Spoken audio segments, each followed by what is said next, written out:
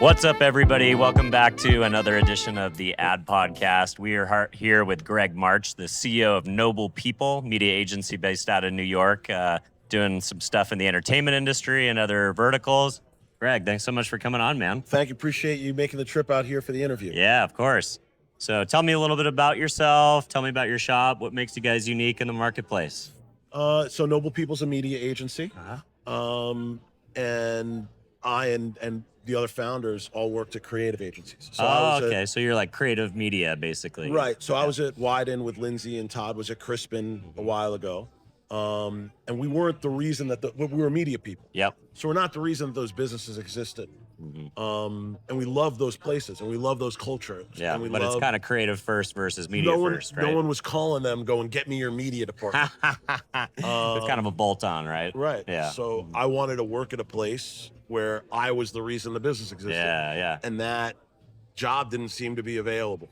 Like they have those jobs at these larger holding company media shops, but that's not why those business, like those are ancillary tag-ons to big buying operations. They're basically like added value people of media, So- big media buys. So basically. that gig didn't seem appealing to me. And So you're gonna go client build it gigs- yourself. So yeah, so you kind of, and then at the same time, so this is like 2013, 2014, you got a lot of indie agencies popping up. Mother didn't have a partner for media pitches. Preacher had just launched. Barton F. Graff was a creative. So a lot of those early guys, Early indies indie with no creatives media end. wanted partners to go work Wow, for. So I that's love kinda how that. we got going. And I think if I remember, I think Tom told me at Cannes that Noble People stands for no bullshit. Is that right? I mean, it's a useful pun. It's a useful pun. Like we have like marketing that like, you know, like often the bull is upside down. Yeah. And yeah, but yes, Yeah, that's cool. I think for people who know me, I don't think I strike them as like a bullshit person. Right. Of course. Yeah, I get it. Hi, sorry. You're good. Yeah, just throw them down. It's okay. We're not live. It's all good. We can fix that in post, as they Get it say. in post.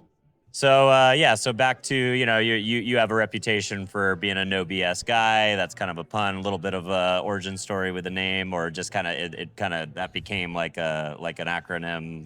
Based. Was that your original intention? I mean, it's just in general. I don't think I think it's part of my personality. I think it's part of what I learned at Wyden. Like, I don't go in for a lot of jargon. I try not to over-represent or oversell things.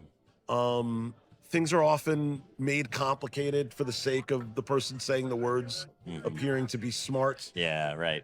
I don't go. It doesn't seem to be it's not a personality that works well for me, and I don't think it's a person. Like I think if you're those type of people, probably don't do well at Noble People. The people who are the opposite are the people who do. And I think it's natural with who we are and how we do our work. I love it. So tell me about CES. You come often? Not often. Like every couple of years, Yeah. I make a run for it. Like Nice. I enjoy Vegas, so Yeah. I try and balance. Well, we're here. We're here Vegas. at the Encore, which is actually not a common interview destination, but it's the most beautiful hotel. It's the only hotel that I stay at when I come to Vegas. So this is where Vegas people hang out, not media people. It's where I have that's my why we're free here. room. That too. So, he's a player. That's what that means, boys and girls. He's a player. Let's go. So, well, that's awesome. So how are you guys? CES is it's become a giant space for the media and the marketing and the entertainment space. Everybody is here. How do you guys kind of stand out and rise above the fray with so much going on this week? I don't think we do. Well, you did have a cocktail party last night at the RA, right? How'd it go? Sorry, I couldn't stop by. No problem. Yeah. We put our credit card down behind the bar. I mean, look, for an agency like us, it's about being hand to hand with the people that we generally know, and maybe the people who know them, and being familiar with them, and reminding them, you can have somebody that likes you very much and thinks you're a great agency, and they can have opportunities that might be a fit for you run right by their face. Yeah, they just forget because you're not top of a mental Rolodex. I haven't seen you in a while, and it ain't going to be a thing. So this is a good opportunity to get in front of that network of people, and when they hopefully walk away from a conversation with you, is basically like, you know what, I like those guys. I'd like to try and find a way to work with them, and then So it's I'm not getting above the fray at CES. It's bananas. Well, I think that's actually a healthy approach, because I think a lot of agencies come here and they try and, reverse engineer some type of marketing moment or do something that is, maybe a little bit outside the box. And, I think a lot of times you just end up wasting money. I think really it's a great opportunity to shake hands, like you said, Yeah. be top of mental Rolodexes. But I think the other thing that's interesting is, even living in a city like New York, it's hard to get clients to, spend time with you. A lot of people aren't coming into the city as much as they used to. Sure.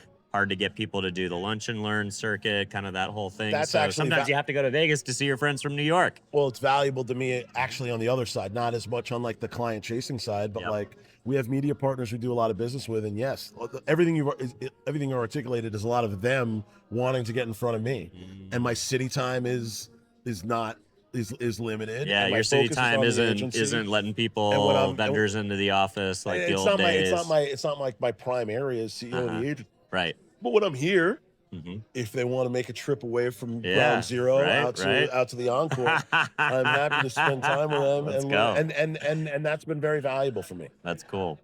So, any other thought leadership? Are you doing any speaking, any panels, any of that kind of stuff? No, Okay. You gonna go to the showroom floor? sure. Is there anything you're looking forward to seeing, like on the technology side? Like, I know there is quite a bit of, I know a lot of people like on the media side or the agency side, they'll go down there at least for, a few hours just to kind of get inspired by the wild technology and the crazy gear and all that stuff. Are you a gear guy? Do you like electronics and stuff in your personal life? I'm recently starting to get into like audio hi-fi stuff. Oh, yeah. So yeah. like I bought like my first like pretty good system, and then realized what's the right system from the room that it's in. I made some so like, so it seems like a forever tweaking hobby. Yeah, So totally. part of me was like, I Maybe should go probably check it check out. some of that stuff out and try Yeah. and get the sound profile I It's want. kind for of my room. overwhelming though, just to figure out where it is and to get over there and all the things. Yeah, I mean, listen, there's not a lot that you can't get from doing your own research and things like that. And yeah. I love it. So, yeah, please. Greg just went to band camp. Oh, what? Okay. Should we hit that? Sure. All right. So, heard recently that you are an aspiring musician. You that's a way for you to kind of flex your creativity a little bit. I try. Obviously, here at the show, it's not quite National Association of Music Makers, but there's definitely there's some instrument people here. There's some hardware people here. Tell me about how music inspires you creatively. I just like the idea of something that's kind of very difficult and very tactical, and like getting like I'm a natural, like I enjoy learning. Like if Yeah. there's anything about my career, I like learning like a new thing. When Doing you new learn skills, when trying different parts of you your learn brain. anything new, you then all of a sudden see the world differently. So like when 100%. you can unlock the mystery of a guitar and see how you can bend that to make music, like it's just a process that I like that can, and it's very individual. Whereas my role as CEO of an agency is very team-oriented, and managing I people. can only influence so much, Yep. and then hopefully it all goes out. And at least my stage of guitar is like I could just kind of lock in and be very directly focused on an activity. You and got a I think band? No, I mean I've been playing a little over a year at this Okay, point. nice. Yeah, my daughter's a drummer. That's awesome. Yep, and my other daughter's a pianist. So yeah. We got to jam out together. I know, right? I'm like blocking the microphone. No, you're good. Let's go. Cool. Yeah, that's awesome, man. And then you think you'll do any gigging at any point? Do So- like I know in LA we have this thing called Battle of the Bands. It's put on by Think LA.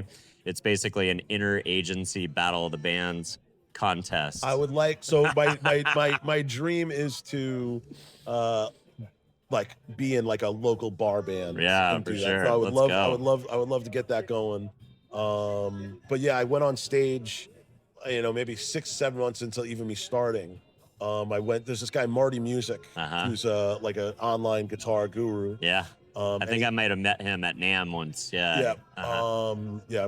My guess is you would. So big, millions of views on his. Yep. So he ran a camp. Wow. And I went to that camp, and he brought students on stage to So do a little good. something, and like that was an awesome experience. Which I learned how far away I was from being comfortable ready doing to that. do that. Being ready to do that. Yeah. I'm like, all right. Hey, so now hey. I know what I need to work on. Yeah. But like, it's a good discipline, something to do every day. Yeah, I'm gonna do stand-up comedy classes and do sales jokes and then put them on LinkedIn. That's my There you creativity thing. I this think year. everyone's got to find an edge, right? Yep. And you can pull it into work.